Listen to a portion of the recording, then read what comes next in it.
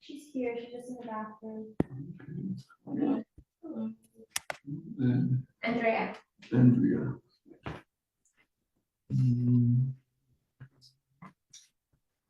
See you on the list.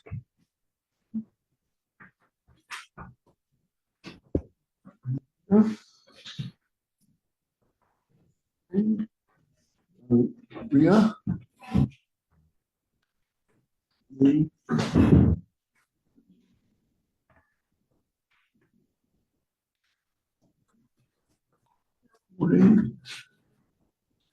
Esther. Right, Esther? I'm sorry? Esther, Esther, right, okay.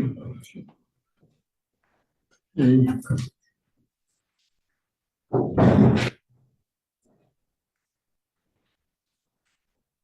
Oh. Here we are.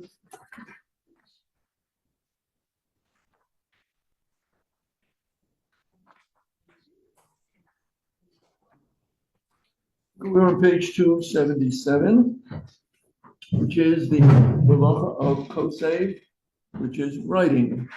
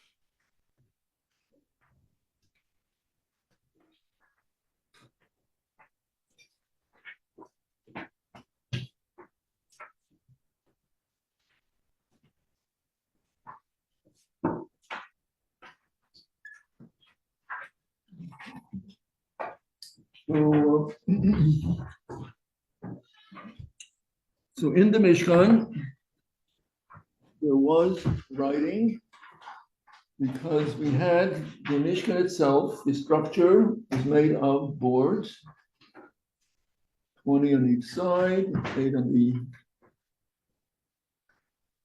western side. So the way it was set up the first time, that is how they continued setting it up in the same order. Everyone who donated to the Mishkan, according to their feelings, according to how they gave, determined what happened to their donation. To those who merited, who gave gold, it went to the Aron, it went to the Kruvim, it went to the Mishkan itself, the structure where it was overlaid with gold, there was the wood. So each piece had a designated place in its spiritual sense as well. And that is where it always was. So the side that was in Kodesh HaKadoshim and Holy of Holies always remained there. The one on the next to the Shulchan, to the showbread table, was always on that side. The one next to the menorah was always on that side. So how do they know how to set it up in the special sequence? So they put letters. Aleph, Aleph matched. Base, base matched. So you had the letters that corresponded, went through all the different letters. So they had 2 letters because they had for each board to know that these 2 boards belong together. So the writing in the Mishkan was 2 letters. So writing 2 letters on Shabbos is a Torah prohibition. And as in the Mishkan, it was in a way that was permanent, both on a permanent surface and also a permanent writing. In case the letters didn't come up properly, they would erase it and rewrite it properly. So you had writing and erasing that was in the Mishkan. So for 1 letter, it is still a total prohibition, but there is no liability for it. So when does it become a full malacha? It's when it's 2 letters. If you compare something, you accidentally share 1 letter, didn't. So that is not, that's correct. You only erased one letter. If it is a space, then you could write two letters in that area. So it goes according to, when it comes to erasing, it is erasing in order to write two letters. So even if you erased one, but it's a place now to write two letters. So now you opened up the space with two letters. Drawing a picture is a tolda, is offspring, also a Torah prohibition. The actual is writing letters and then making all the symbols that have a meaning to it. That would be a Torah prohibition, but it goes into the category of tolda, the offspring. Now, the rabbinical prohibition is writing that will not last on a surface that doesn't last, either of the two. And then we have also writing in an unusual way. So if one writes with their left hand, they're normally writing with their right hand, so that would be a rabbinic prohibition. When would we use that? So for instance, there is an emergency situation where one is in the hospital. And one has to sign in, if they're able to delay it, to say that it will be signed after Shabbos, that would be their first choice. Have someone else, a non-Jewish person, sign it for you, that would be a second choice. Third choice would be if you don't have a choice, so then you would do it with your opposite hand. And that way, it's not your normal way of writing.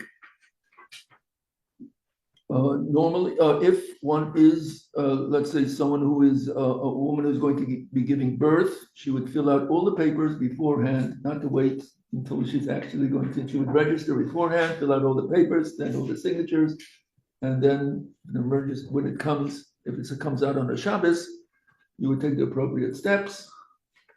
You try to minimize anything that is a Shabbos prohibition, if you're able to. So let's say you have to, one would order a taxi beforehand, an Uber, with the money. They would not, they would try to, again, you're transferring the money, because money itself is muktzah.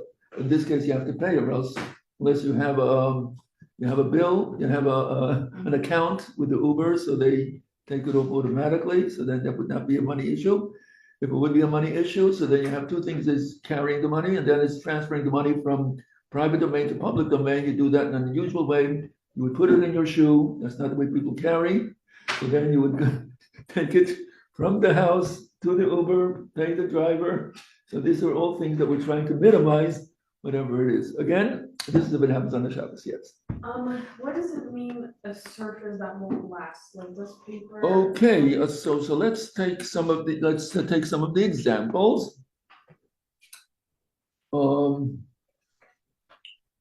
Writing in sand. So the sand is not a lasting surface. Writing on a leaf.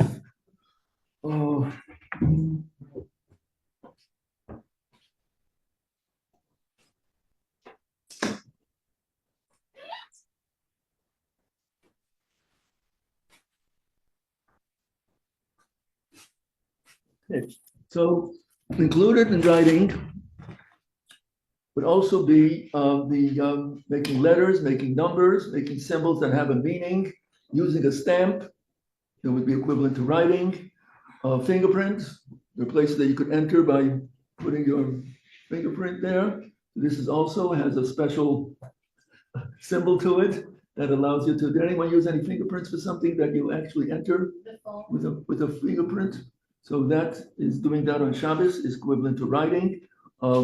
X-rays, photographs, this all would go into that category.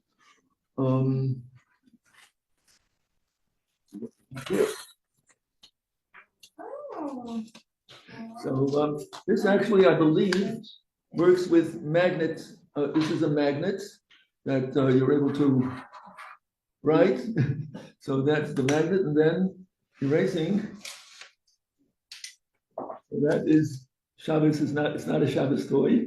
The same. You also have the slates. If you're familiar, you have a stylus on a plastic. Anyone familiar with that? I guess it's out of. They don't sell it anymore. It used to be very popular. You have a slate with a plastic paper over it, and you have a stylus, and the letters you're able to write. Then when you pick up the plastic, it erases. Oh, It's you have also the doodle that you have the magnet with the different you have like the metal shavings, iron shavings, and then you have a magnet pen that puts the making faces. Familiar with that? Also used to be a popular thing. I don't know if it's anymore. Used to make faces. Used to draw, different. You just have a figure of a face, and you put in with the filings. You took it with your magnet pen and just put the hair, face, eyes, nose. Not a Shabbos toy. Okay, so these are things that are not a Shabbos toy. Let's see, some of the things that they have here is condensation on a window. In the wintertime, it becomes foggy, or writing on the fog. That would be included. Writing on dust me. So we do have a halacha before Shabbos to dust your house, which would be nice for Shabbos. But so writing on dust would also go into that category of a temporary writing, which cannot be done on Shabbos. And then we have sitting at the Shabbos table with crumbs, and then trying to concentrate to the Dvar Torah and playing with the crumbs and making letters out of them, making circles. So this is also temporary writing, cannot be done on Shabbos. Not to make symbols of it, not to you have these making a tea, making that, this is also would go into the category not to be done on Shabbos. So all of these activities are not Shabbos activities. The same would also be with a string. I have my string in here. So sometimes you could make symbols with strings. You could just take and make writing. It's also temporary, but it is writing. So this again, string writing is also goes into the category that it is forbidden. However, what about making? You're in the middle of when you can't speak, and you're making symbols in the air. That the person could pick up what you're, That was what was that? T. There we go. Okay, can you do that on Shabbos? Yes. Yes. Okay, so that could be done on Shabbos because there is no mark that leaves. The same thing is also, if I were to do the same thing, where I'm not doing it in the air, but I'm doing it on the table like this. The table is clean, no dust, no crumbs, and I'm just making, you're able to read together with me as I'm going like this, writing it out slowly, and you're reading it as I'm going. Could that be done? Yes. Yes, because it leaves no mark. It's just motioning letters that is permissible. Yes. So you can also play the game when you write on someone's back. Yes. Guess what you're writing. Yes, you could do that. Back writing can also be done. You have, you make a B, and someone snaps the B, and okay. So that okay. So these are permissible. Now, writing with a beverage. I tried an experiment. It worked, but I didn't bring it here. So maybe we'll leave it for another time. So writing with fruit juice or invisible ink, is that permissible? Like on paper? On paper, yeah. Well, if it's very colorful, it will leave no mark. No mark. So originally, when you write, you do see the liquid that is there. It's temporary. It'll fade. It'll dry up. But while you're writing it, it's writing with an ink that is a temporary ink. However, when you heat it up, the letters come back. Wow. So that is a question now. Is that considered real writing? Even though originally when you wrote it, it'll fade. So that would be the rabbinic. But later, when you bring it back, that is a halachic question. So I tried it and it worked. The letters came back. I was writing with, so I had planned to bring it here, but I didn't. But it's just interesting. Where Okay. did you heat it up? Where did you heat it up? I heat it up with a lighter Okay. on the back, on the top of the surface, just not to burn the paper. Right. Okay, so tearing the shape of a letter, making letters out of just by cutting out letters is also writing. That's real writing.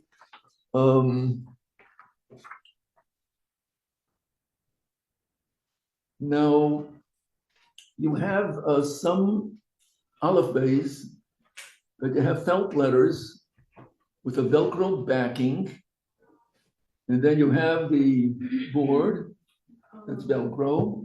You take the felt letters and you put it onto the Velcro surface. That is not permissible on Shabbos because you do have a frame and you're having it attached to. The same would also be pinning letters where you have jewelry that is letters, to putting letters together on Shabbos where you're going to pin on whatever letter is an aleph and a beis, whatever it may be, that is also considered writing. You're putting it now on a surface where you're attaching it now, you're making it its, so to say, a permanent attachment. What about a puzzle? Puzzle. That is something that is controversial. Those who do permit it would be if it is not done in a frame. You have puzzles that are in a frame, you have the puzzles that are open. Secondly is, they are concerned also how lasting it is. Sometimes people make a puzzle, they have this big puzzle and they do it for weeks. It's a 1,000-piece puzzle, and every time they add a little more, that is again, and if you were to pick it up, would it all fall apart? Or is it going to hold together? That is how strongly they are attached. And is it meant to last? So people are going to make the puzzle that's going to be for weeks and weeks and weeks. So basically, there are those authorities that say that with a puzzle, if it's meant to be taken apart within the day, then it's not considered lasting. Also, when you pick it up, it falls apart, so it's not considered lasting. So they would be more lenient about that. So it's not in a frame, it's not meant to be on a permanent basis, and it's also loosely connected where it's not considered that it's attached. That would be the lenient opinion. The same would also be when it comes to magnets.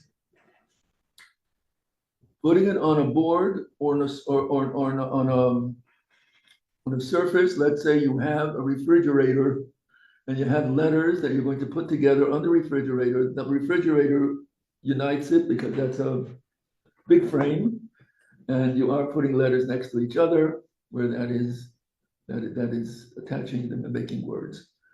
Now, with when you have the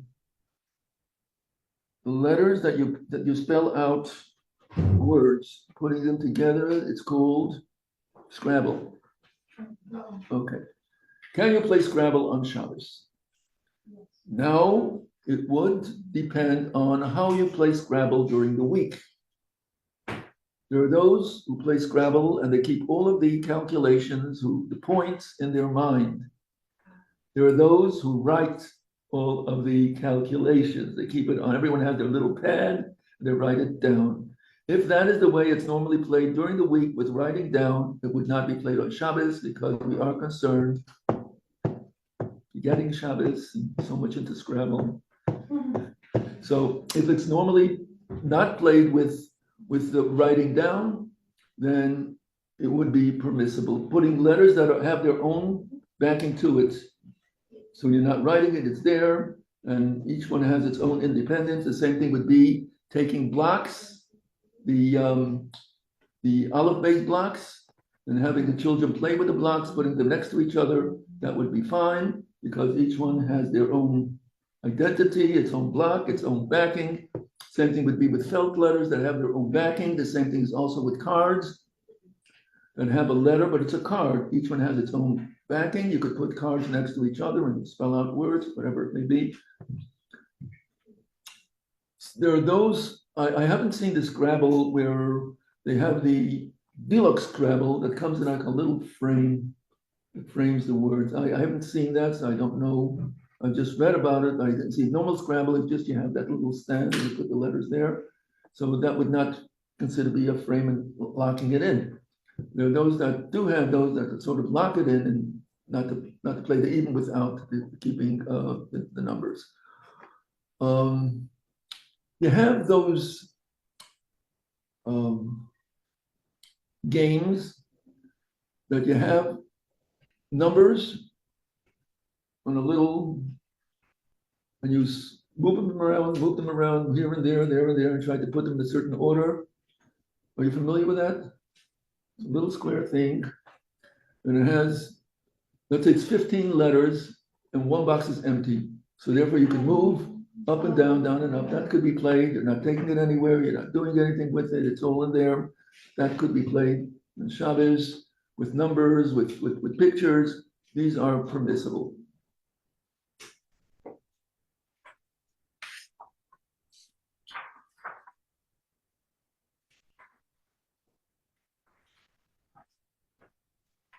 But some of the Sfarim, some of the books, especially library books, would have a stamp that has words on them. Familiar with that? Library books? No? It used to be every library book had a stamp on it. I don't know if they do it anymore. Everything is now done by computer. I don't know how it works. But anyway, what happens if there is your name on the sefer? And when you're opening it, you're taking apart the letters, and then if you close it, you're now forming letters. Could this be done on Shabbos? So there it is controversial, two opinions about it. Is this considered a form of writing, or it is just that which exists already, you're just bringing them close together. It's nothing that you are creating, it's there, and just you're opening it there. So in different communities, different standards, the Alter Rebbe brings both opinions, that it's that the prohibited one and the lenient one. He says the custom is to be more lenient about this.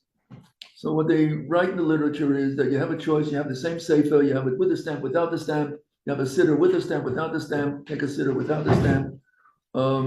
There are those who say before Shabbos, put something in that it's already like already open, and then you're just going to use it the other way. And the Alter Rebbe does not give that suggestion. He just says you could. It's not considered writing. You could use it.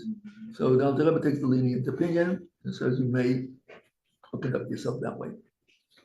Any question? Magnetiles are. Magnetiles. That would go into the category of building. We'll speak about that in our next one is building with the magnetiles, the Legos, and those type of games.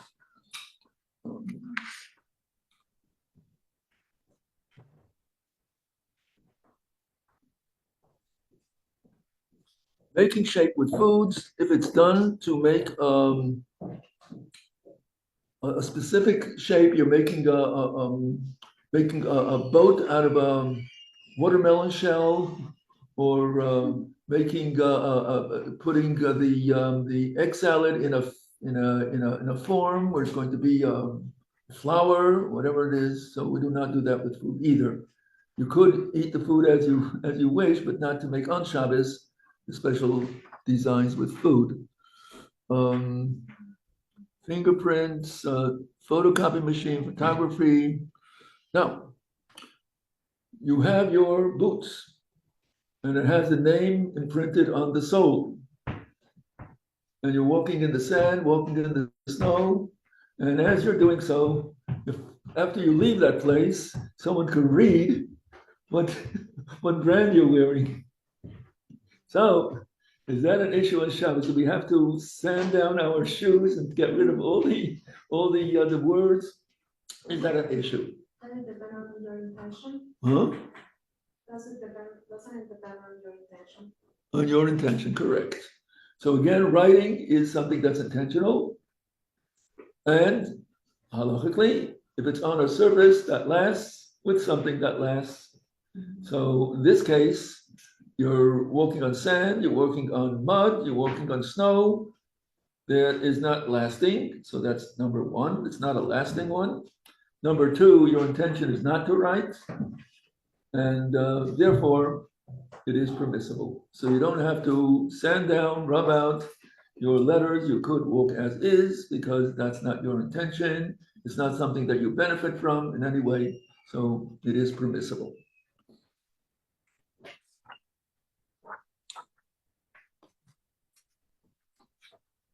Combination lock is fine.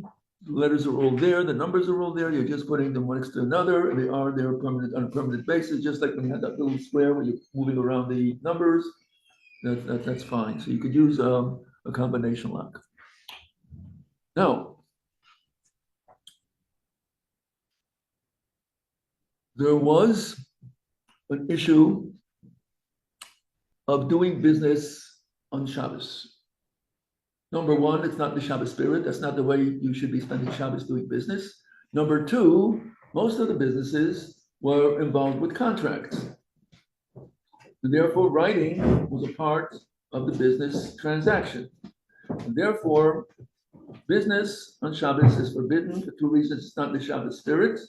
And number two, because of the concern about writing. So we have, back to page 278, we have a list of different situations that are not permissible on Shabbos. So page 278, number one is buying and selling. You usually have a contract. You cannot buy and sell on Shabbos. Now, did anyone, there are situations where people do make these type of transactions. Was anyone in a situation where, let's say, where there was a canteen, let's say if you're in camp, you could make orders on Shabbos, or you were in a restaurant where you're making orders on Shabbos and you're going to pay after Shabbos? No, in such a situation? No, okay.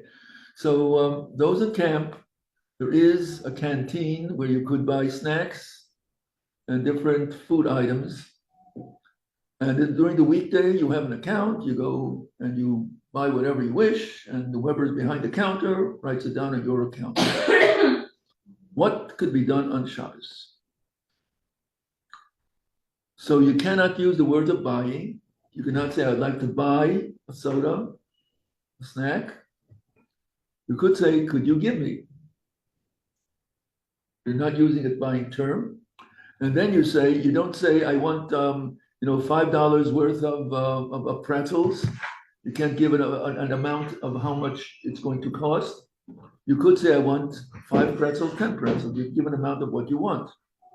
You can't say, well, I'm now buying 5 pretzels, and what is that going to be on my account? How much now do I owe you? You cannot say that either. Again, using it as a transaction. You just will say, can you give me? And then after Shabbos, I will take care of it.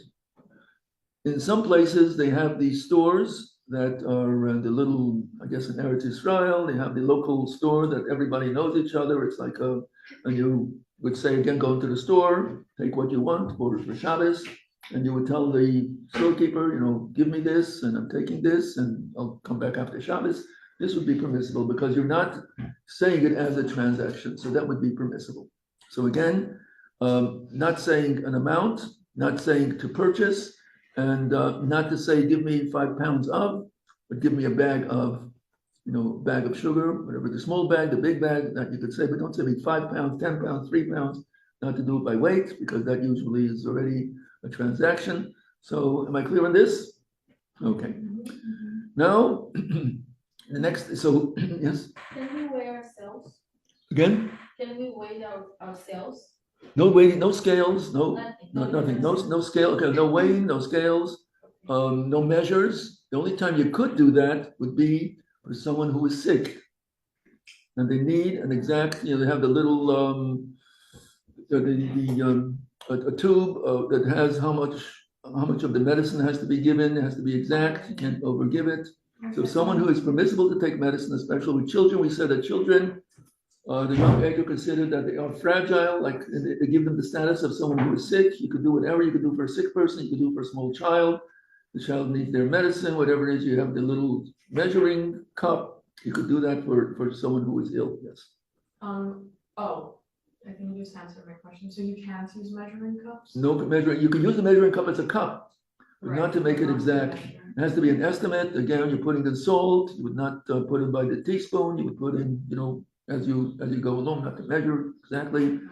So measuring on Shabbos and weighing on Shabbos cannot be done. That's a part of business transaction. Now,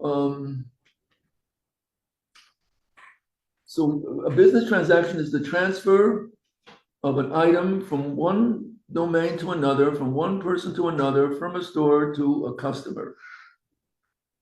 So that is a carryover, is also with giving gifts. Transferring on Shabbos from one person's ownership to someone else's ownership is something that is not done on Shabbos. So in a place where you could carry, you could bring food. Something that's going to be used on Shabbos itself, you could bring some people who come as a guest, and it's a place where you could carry, they bring a bottle of wine, they bring the desserts or whatever it may be. Isn't it a gift? That's we don't consider that a gift. That's something that's going to be shared on Shabbos. That's a food that's going to be shared on Shabbos. However, there is someone who has a birthday, and you would like to give them a necklace, and you want to make it a surprise. So how do you do that? So giving it on Shabbos cannot be done because you're transferring from you, and it's not something that is a food item. So how could you surprise someone in a permissible way and giving them the gift that is not a food item and it is permissible? Any thought? You want it to be a surprise. So Hide it in their house? they can't take ownership of it on Shabbos. Oh. Okay. So what you could do is as follows. Before Shabbos, you give it to someone else to acquire on behalf of the person who you want to give it to. So Esther and Hannah.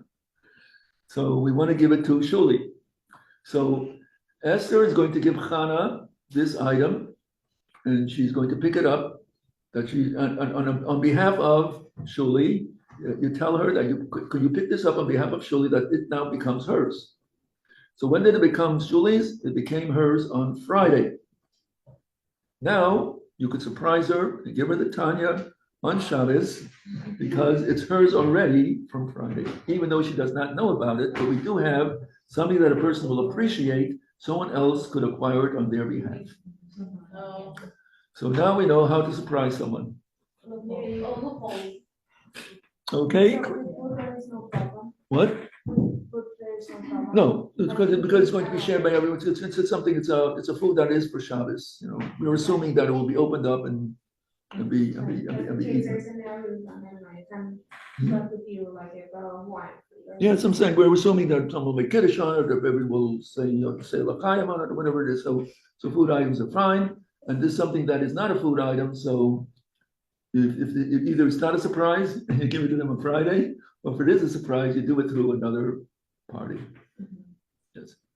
When somebody carries, there's an error, if somebody carries something, or you don't use it, in error, is that okay to accept it? Yes.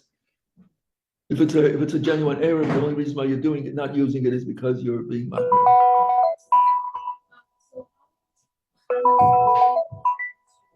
That is halachic. It's a halachic. It is according to halacha. You could acquire by picking something up. You could acquire it if the person is giving you wants you to have it. And then there's an expression, Zachem la'adam shalei b'fanav. You could But you're familiar with this term, Zachin la'adam shelo b'fanav. You could do something on behalf of someone else if it is something that is a merit for them and there's something that they appreciate and something that they want, then you could do it on their behalf. It would be in the Talmud, it speaks about that if someone finds a lost object and they want to pick it up, so this person, this poor person will now have this lost object. So you can pick it up and have in mind that this is, you're picking it up on behalf of that person, and you feel that person will appreciate it, then it becomes that person's. No one else could take it away from you, no one else could take it because it belongs already to so and so. So Zachin la'adam shelo b'fanav, you could have a merit and do something, acquire something on behalf of someone else, even though the person doesn't know about it, but you're assuming that they will be happy when they will find out about it. And therefore, we're going to do that principle when it comes to acquiring, giving a gift that is not a food item.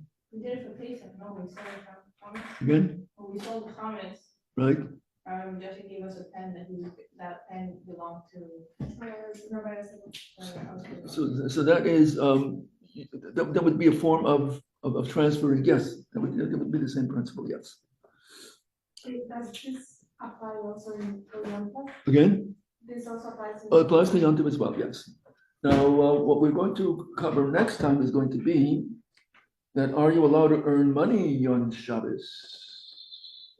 Babysitting, tutoring, waiting, being a waitress, all these things. Could you be paid on Shabbos for these activities? It's called Schar Shabbos, the money that you are gaining on work on Shabbos. And there is a permissible way how to do it. Okay. Let me again familiarize myself with. We have Yocheved. She was the other class. Okay, Laura. Laura. Okay. Ali is here. Maria. Maria is also in the other class. Yeah, Laura too. Laura also. And Yocheved as well. Yeah. Okay, and Rosie? Here. Okay, Andrea is here, and Sheila. I don't see her on my list. Shira? Shira. I'm gonna share maybe on Shabbos day. We're gonna go keep the wait for it Okay.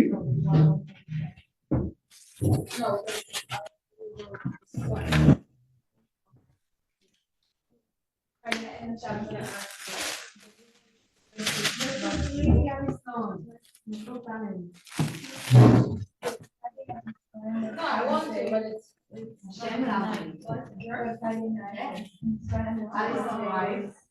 No, so chicken is going to host Shabbos day. Yes. And I have to host Shabbos.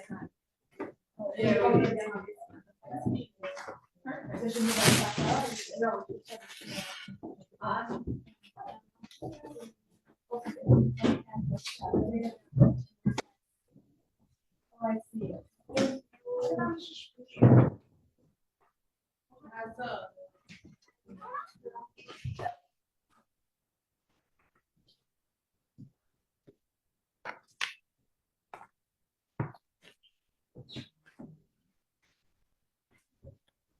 So close the computer, it's on.